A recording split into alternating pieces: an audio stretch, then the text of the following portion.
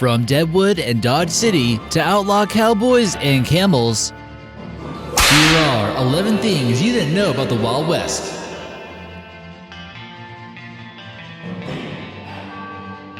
Hey guys, how's it going? Welcome to American Eye. If you haven't been here before, make sure you like, comment, and subscribe, and hit the bell for notifications.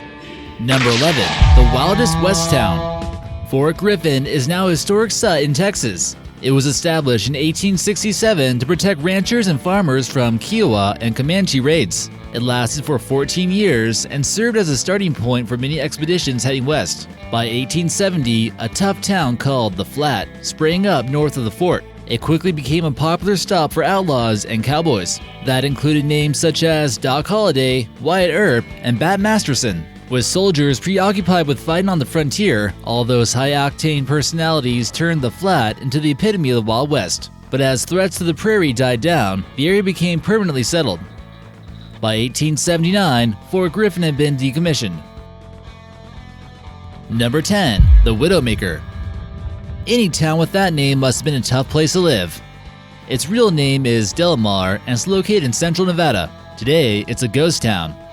But for a short span of time, it was the state's primary producer of ore. Between 1895 and 1900, the town yielded more than $13 million worth of gold. After the mineral was discovered nearby in 1889, the population ballooned to more than 3,000 residents. The town boasted several businesses, saloons, and an opera house.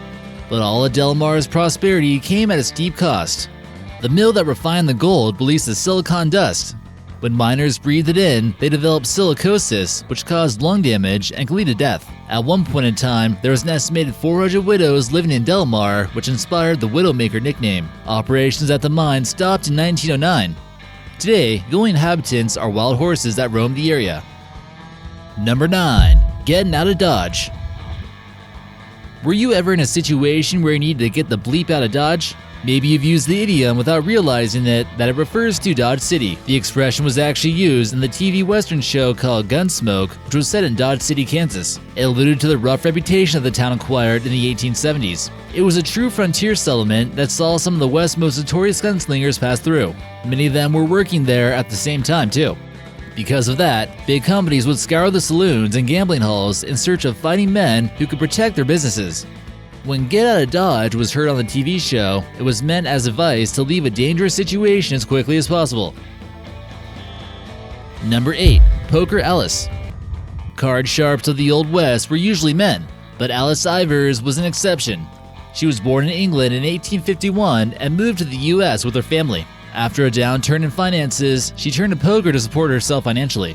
Her expertise at counting cards made her the queen of the card table. By the time she was known as Poker Alice, crowds of people came to see her, and Alice was constantly challenged to play. She worked as a gambler and dealer and could earn as much as $6,000 in a single night, which was astronomical for that time. By the time she died in 1930, she was estimated to have earned at least $250,000 as a card player. Adjusted for inflation, that would have been worth nearly $4 million today.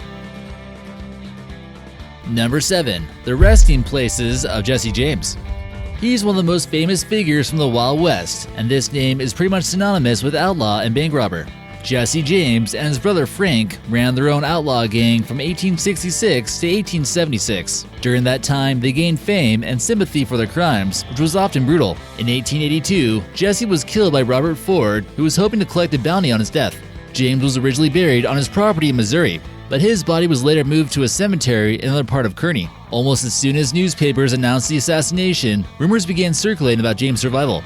Around 1948, a man named J. Frank Dalton came forward and identified himself as the true Jesse James. While the claim was largely dismissed, Dalton legally adopted the name of the infamous outlaw. He passed away in 1951 at the age of 101. Dalton, now also known as Jesse James, was buried in Granbury, Texas. In 1995, the body buried in Kearney was exhumed and examined. It was positively ID'd as the remains of the legendary outlaw. So can it be said that there are two locations that contain the remains of Jesse James? Which story do you believe?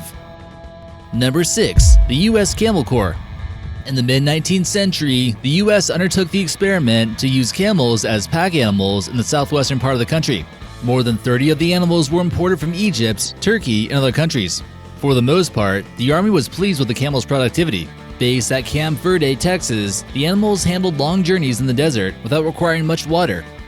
A mule train was accompanied by 25 pack camels in 1857, with each animal carrying a load of approximately 600 pounds.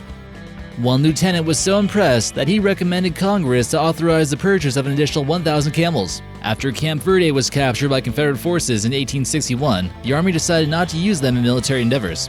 When the camp was reoccupied by the Union, the camel experiment was officially scrapped. The last of the animals were auctioned off, although some may have escaped into the wild. Occasional sightings of feral camels were reported through the 1890s. Number 5. The Real Deadwood. One of the toughest towns in the Wild West had to be Deadwood, South Dakota.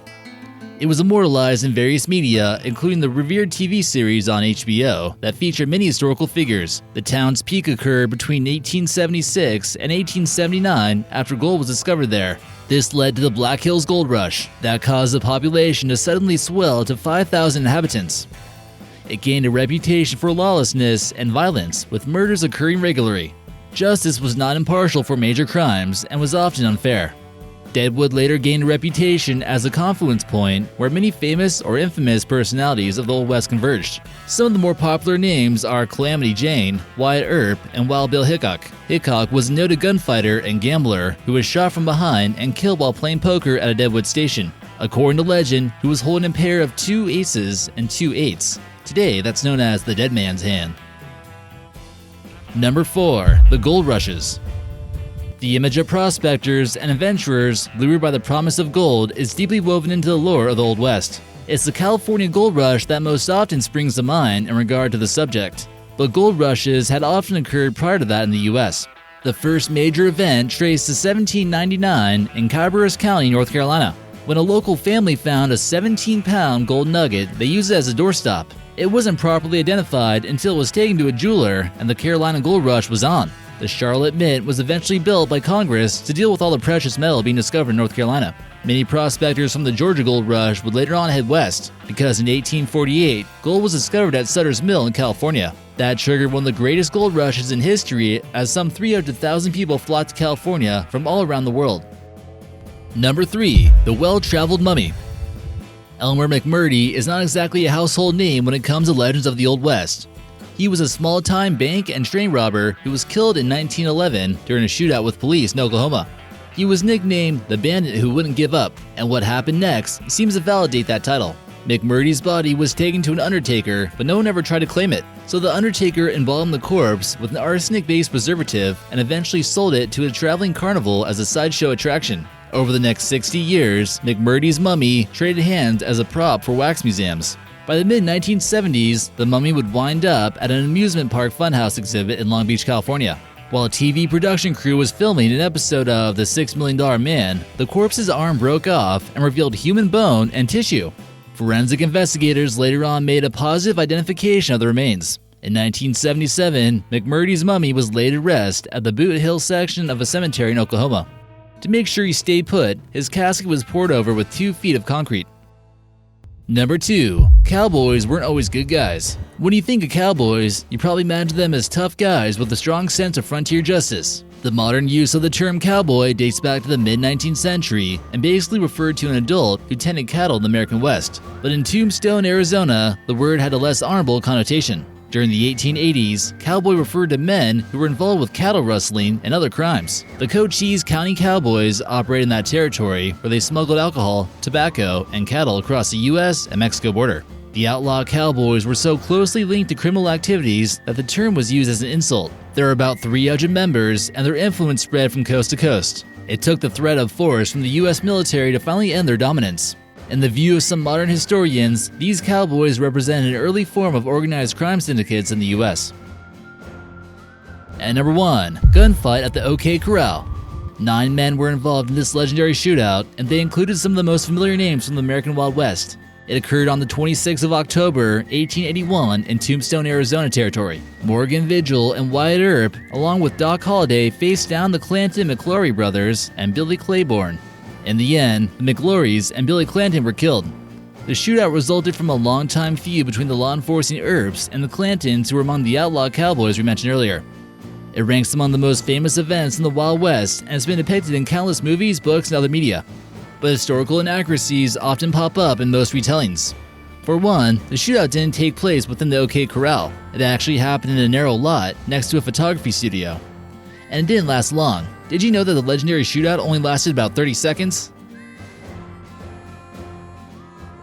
Wow, now that was an interesting video. Be sure to like, comment, and subscribe, and leave us a suggestion on what you'd like to see in the future. We'll see you next time.